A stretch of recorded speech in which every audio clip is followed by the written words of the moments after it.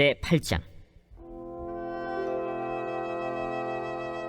베냐민이 낳은 자는 맏아들 벨라와 둘째 아스벨과 셋째 아하라와 넷째 노하와 다섯째 라바이며, 벨라에게 아들들이 있으니 곧 앗달과 게라와 아비훗과 아비수아와 나만과 아호아와 게라와 스부반과 후람이라. 에훗의 아들들은 이러하니라.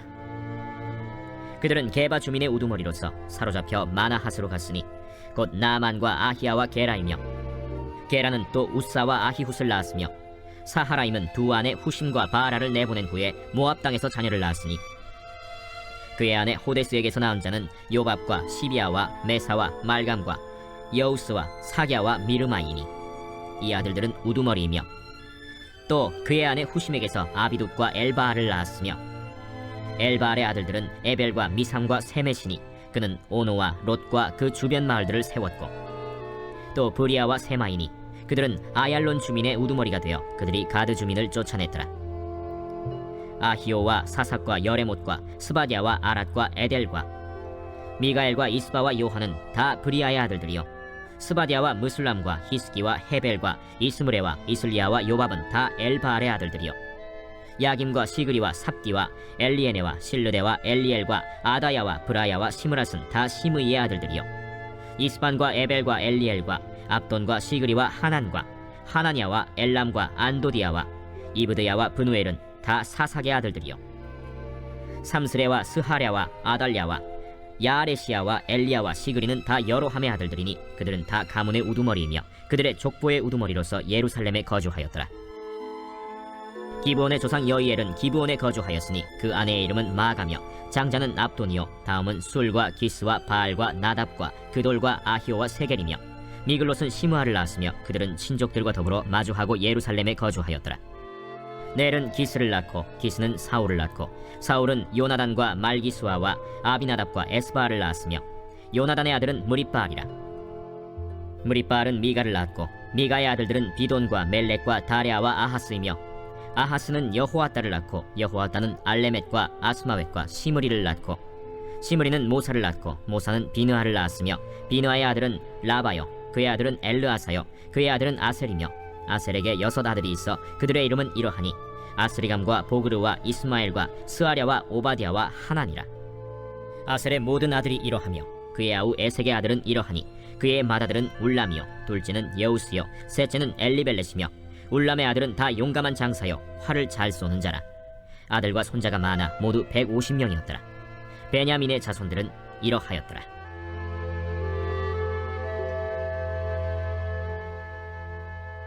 아멘. 먼저 말씀을 전하기 전에 영상을 보시는 분들한테 잠깐 양해의 말씀 드려야 될 것 같습니다. 갑자기 백그라운드 화면이 바뀌어서 깜짝 놀라신 분들이 있을 텐데, 우리 장로님들께서 뒤에 공사하시는 동안에 지금 보수 공사가 진행 중인데 잘 이렇게 아름답게 가려주셨습니다. 우리 함께하는 예배 드리는 분들은 다 뒤에 비하인드 씬을 다 보고 있지만 영상 보시는 분들은 아마 이 화면으로 잘 가려져 있을 겁니다. 오늘 제가 이틀 전에 레위 족보 제사장들에 관한 말씀을 드릴 때 한 가지 빠뜨린 것이 있는 것 같습니다. 가나안을 정복한 이스라엘 백성들은 하나님께 더욱 불순종하고 부패했다고 말씀드렸죠. 부패가 시작되고 결국 마지막 보류인 레위인들의 부패로 이어졌습니다. 사실상 하나님이 세우신 이 대제사장의 직분이라는 것이 유명무실하게 되어버렸던 시대였습니다. 이러던 이스라엘을 위해서 하나님께서는 한나의 아들 사무엘을 부르시고 사무엘을 통해서 선지자요 대제사장으로 삼으시고 다시 회복시키십니다. 그리고 다윗 왕 시대에 와서 레위인들에 대한 직무와 책임, 그 모든 것을 하나님께서는 이 다윗 왕을 통해서 다시 온전하게 이루셨습니다. 그래서 왕정 시대에 들어와서 왕과 제사장의 직무가 잘 이루어졌다고 역대상 후반부에 가면 잘 기록되어 있습니다. 오늘은 8장입니다. 8장은 7장 6절에서 12절에 잠시 언급했던 베냐민 지파를 다시 학사에스라는 언급하고 있습니다. 아시다시피 이스라엘 성전이 있던 이 예루살렘, 다윗 왕이 점령하기 전까지는 가나안 족속의 땅이었던 이 예루살렘에 거주한 지파가 바로 베냐민 지파입니다. 오늘 8장 1, 2절을 읽기 시작하면 조금 헷갈립니다. 8장 1, 2절의 말씀은 7장 6절 베냐민 아들들의 이름과 같은 이름들이 나오게 되어 있습니다. 한 장 넘겨주시면 그 화면이 나옵니다. 네. 7장 6절을 보시면 이렇게 시작합니다. 베냐민의 아들들은 벨라와 베겔과 여디아엘 세 사람이며 이렇게 나옵니다. 그런데 8장 1절로 2절에는 베냐민의 낳은 자는 맏아들 벨라, 여기까지는 맞습니다. 그런데 둘째, 셋째, 넷째, 다섯째 이름이 앞에 사람들 이름과는 완전히 다르고 숫자도 다르다는 것을 알 수가 있습니다. 왜 이런 일이 벌어졌냐? 여러 주석가들이 이야기할 때 아시는 분들은 아시겠지만 지금 성경이 기록된 이 히브리어는 그때 당시에 자음만으로 이루어진 언어입니다. 저희 지금 한국말은 자음과 모음, 아오, 이오, 유 이렇게 이루어져 있지 않습니까? 그런데 한번 추측을 해보시면 글자를 다 기역, 니은, 디귿, 리을 이걸로만 써서 연결이 안 됩니다. 띄어쓰기도 없고. 그렇다면 그거를 어떻게 했느냐? 그냥 나름대로 생각하고 읽고 전해져 내려왔던 것이었습니다. 이것이 히브리어가 지금과 비슷한 히브리어로 모음이 첨가된 것은 7세기에 들어서 마소라 학자들이라고 성경을 연구한 사람들이 이거 너무 불편하구나.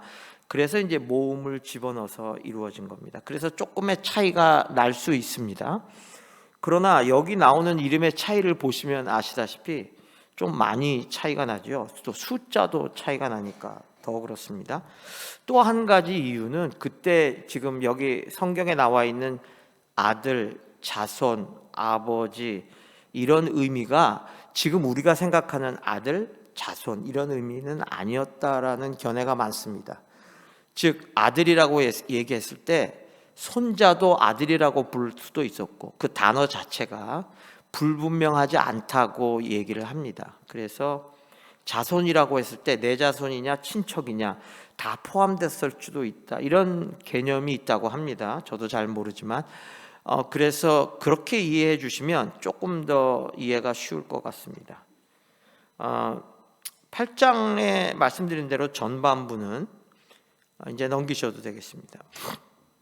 1절부터 28절은 6절에 언급한 에훗이라는 사람의 중심입니다. 에훗은 아시다시피 사사기에 언급된 두 번째 사사, 왼손잡이 사사입니다. 그 에훗은 이스라엘 그 당시 백성들이 모압 왕 에글론이라는 왕에 의해서 억압을 받고 있을 때였죠. 억압에 굴복하지 않고 적진 깊숙이 들어가는 용기를 가진 사사였습니다. 특별히 그가 훌륭했던 것은 그 시대 이스라엘 모든 지파를 하나로 뭉치게 한 아주 훌륭한 리더십을 가지고 있던 사사였고, 또 무엇보다도 백성들에게 여호와의 손 아래 모든 일이 이루어진다라는 하나님의 주권을 선포했던 훌륭한 사사였습니다. 그래서 전반부는 에훗 중심으로 에스라가 작성을 한 것 같고요. 후반부는 빠질래야 빠질 수 없는 사울이겠죠. 33장에 언급된 사울을 중심으로 하고 있습니다. 사울의 아들 요나단, 그리고 그 요나단의 아들 무비보셋의 이름도 나옵니다. 그러나 34절을 보시면 요나단의 아들의 이름이 무리바알이라고 나옵니다. 여러분들 사사기에 사사 기드온이라는 사람 기억하시죠? 그 사람의 다른 이름이 뭐였죠? 여룻바알, 바알 신과 겨루다, 여룻바알 이렇게 됐는데, 오늘 무비보셋의 다른 이름 무비바알은 비슷한 뜻인데 바알과 싸우다 이런 뜻이라고 합니다. 그런데 베냐민 지파에 대해서 묵상을 하다 보면 꼭 잊어버리지 않고 생각나는 일이 하나 있죠. 사사기 20장에 나오는 이야기입니다. 호전적이었던 베냐민 지파의 몇몇 깡패들이 이미 부패해가고 있는 레위인들, 그 레위인들의 첩들이죠. 첩들을 갑탈하고 죽이는 사건이 일어났죠. 그래서 이 베냐민 지파는 이 일로 인해서 나머지 이스라엘 지파들과 전쟁을 하게 됩니다. 뻔한 전쟁이죠. 그래서 역사 속에서 사라질 뻔했었습니다. 기억나실 겁니다. 그러나 하나님께서는 베냐민 지파의 혈통을 어떻게 이어가게 하셨는지 기억나십니까? 이방 여인들을 통해서 이어나가게 하셨습니다. 참 하나님의 섭리를 이해하기 어렵습니다.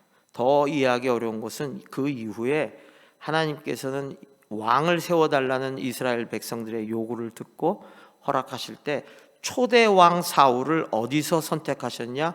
이 베냐민 지파에서 선택을 하십니다. 그런데 또 더 이해 못하는 것은 그렇게 선택하신 사울이 하나님한테 불순종할 때 하나님은 사울을 버리시고 다윗을 다시 기름 부어 제대로 된 이스라엘의 왕으로 세우십니다. 자, 이 과정을 살펴보면 하나님께서는 베냐민 지파를 좋던 싫던, 좋게 아니면 나쁘게 들어 쓰셨기 때문에 지금 저자 에스라 입장에서는 이 베냐민 지파에 대해서 이렇게 또 한 장을 할애해서 에훗과 사울을 언급하고 있다고 저는 생각합니다. 즉 다윗 왕조의 역사를 이해함이 가장 중요한데 이 다윗 왕조의 역사를 이해하는데 이 베냐민 지파, 특히 사울의 역할은 굉장히 중요하다는 것을 강조하고 있습니다. 다윗 왕은 분명 하나님께서 택한 왕이고 갑자기 세우셨습니다. 준비도 안 된 것 같은데 세우셨죠. 어린 사울을 선택하셨습니다. 그런데 그가 훌륭하고 진정으로 하나님만을 의지할 수 있는 진정한 왕으로 성장할 수 있었던 계기는 비록 긍정적이지 않았지만 이 사울의 역할이 엄청나게 컸다는 것을 에스라는 말하고 싶었던 것입니다. 다윗을 영적으로 훈련시키는 역할은 분명히 하나님께서 사울을 통해서 하신 것이라고 믿습니다. 또 하나 에스라가 이 베냐민 지파를 7장에서 8장에 또 언급한 이유는 아마도 사울의 아들 요나단일 거라고 믿습니다. 요나단 때문에 베냐민 지파를 다시 언급한 이유는 아시겠지만 다윗과 요나단의 언약입니다. 성경에 나오는 인간들의 언약, 왕과 왕가의 언약, 열왕기상을 보시면 많지 않습니까? 그런데 하나님과 인간과의 언약이 아니고 인간과 인간과의 언약 중에서 아마도 가장 아름답게 이루어진 언약이 아닐까. 그것도 하나님 안에서 하나님을 모시고 아름다운 약속을 끝까지 이어갔던 이 아름다운 약속을 아마 에스라는 남기고 싶었을 것입니다. 그리고 마지막으로 한 가지 더 이유가 있을 것 같은데 그것은 남북으로 이스라엘이 갈라지는 순간 이 베냐민 지파가 어떤 선택을 했었냐는 것입니다. 심지어 유다 땅에서 함께 살고 있던 지난번에 말씀드렸죠. 시므온 지파도 남북으로 갈라질 때 떠나버렸습니다. 버리고 갔습니다. 인정하지 않았습니다. 그런데 베냐민 지파는 그 속을 새기던 베냐민 지파는 이상하게도 남아서 하나님의 역사, 구속사적 역사에 참여하게 됩니다. 이런 모습을 보게 됩니다. 사랑하는 성도 여러분, 저는 여기서 묵상을 하면서 여러 번 말씀드렸듯이 그리스도를 잘 믿는 저와 여러분 같은 성도님들도 하나님이 단련하신다는 것을 다시 한번 깨달았습니다. 하나님께서는 포도나무 가지를 치십니다. 가지치기를 하십니다. 저나 여러분이나 완전하지 않기 때문에 계속해서 끝까지 우리가 천국에 가는 날까지 그 하나님의 가지치기는 이루어질 것입니다. 다윗을 거룩한 왕으로 삼으신 그분이 우리를 더욱더 훈련시키셔서 그분이 필요한 곳에 쓰시려는 그분의 섭리로 우리 받아들이고 이해하고 인내하시고 소망을 가지시기를 간절히 원합니다. 그리고 비록 부족하고 연약하고 때로는 사악했던 이 베냐민 지파였지만 최후의 순간 하나님의 구속사에 함께했던 것처럼 우리 인생은 비록 아무리 잘 믿어도 굴곡이 있기 마련입니다. 믿음에도 높낮이가 있다는 말씀입니다. 어찌 인간인데 한결같이 굳센 믿음을 지키고 매일 성령 충만하고 살겠습니까? 어떤 때는 얼굴이 찌푸러져 있을 때도 있을 수 있을 것입니다. 제가 신학교를 다닐 때 Pastoral Leadership, 목회자의 리더십, 지도력이라는 과목을 배울 때였습니다. 저를 가르친 목사님께서 두 가지를 이야기하셨는데 굉장히 저에게 감동이 왔던 두 가지가 있습니다. 하나는 정말 진정한 지도자는 아무리 다른 것을 잘한다 할지라도 차세대 새로운 지도자를, 나를 이어갈 차세대 지도자를 키우지 못하면 올바른 지도자가 못 된다. 굉장히 감명 깊은 말이었습니다. 두 번째 한 말씀이 오늘 말씀에서 생각이 난 겁니다. 선종. 영어로는 good finish. 끝을 잘 맺어라. 정말 이 말씀을 들으면서 가슴이 뭉클했던 기억이 납니다. 현재 이 벌어지고 있는 현 시대의 교회들 모습을 보면서 얼마나 중요한 말인지, 목회자뿐만 아니라 우리 성도님들에게 또 모두 중요한 말이라고 저는 믿습니다.